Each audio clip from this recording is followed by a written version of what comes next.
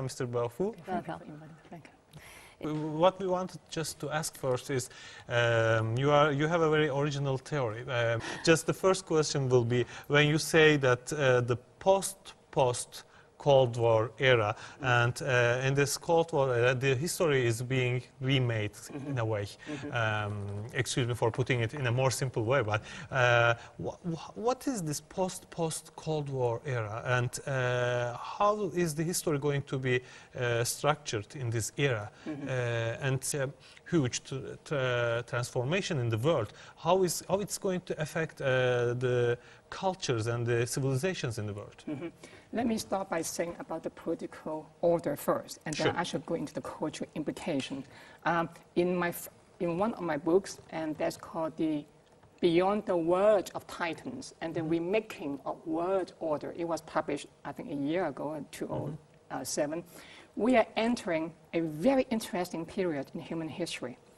That period has started in the last few years, but it will be more and more progressing.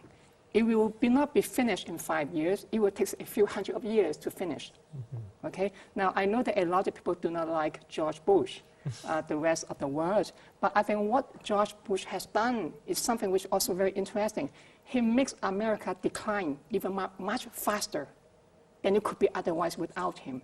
So it makes the transition even faster because of him. It's getting more interesting.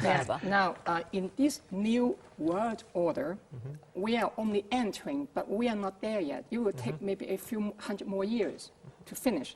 Now, in that new order, let me tell you about the political ranking, and then talk about the cultural implication. This morning, as I know, I was interviewed in another TV station. Here is the first ranking. The first ranking of the new order is what I call the hyper-empires.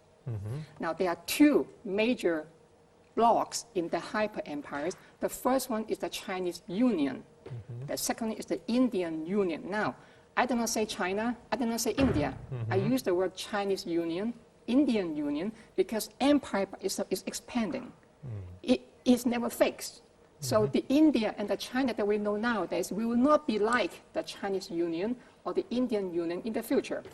The second part of that ranking is what I call the Meso-empire, M-E-S-O, empire, like the European Union in the formation right now, and also the North American Union, which does not exist yet. Now we have NAFTA, but NAFTA is only a very beginning.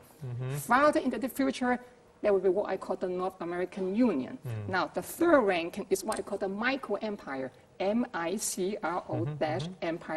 For example, two of them, the Latin American Union and the Middle Eastern Union. Okay, Middle Eastern Union.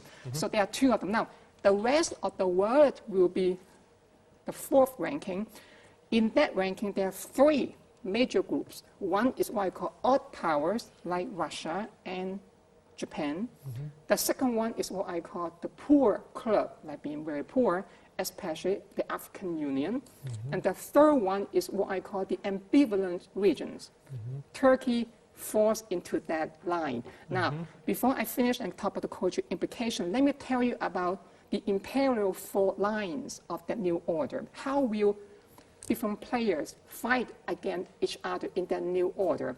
I propose four major fault lines in that new order. I have to rank, as far as I remember. There will be three major parts. Groups, one is Japan and Russia. The other is... The second one is the poor club, like the African Union. Yes. And the third one is what I call the ambivalent regions. Turkey is one of them, but other ones including, let's say, Southeast Asia, the Korean Peninsula, Central America, Southern East Europe, Eastern Europe, and Turkey is in that region, and the North African region. And these are ambivalent. And South Asia, except India. So much for coming and sharing with all this information for us.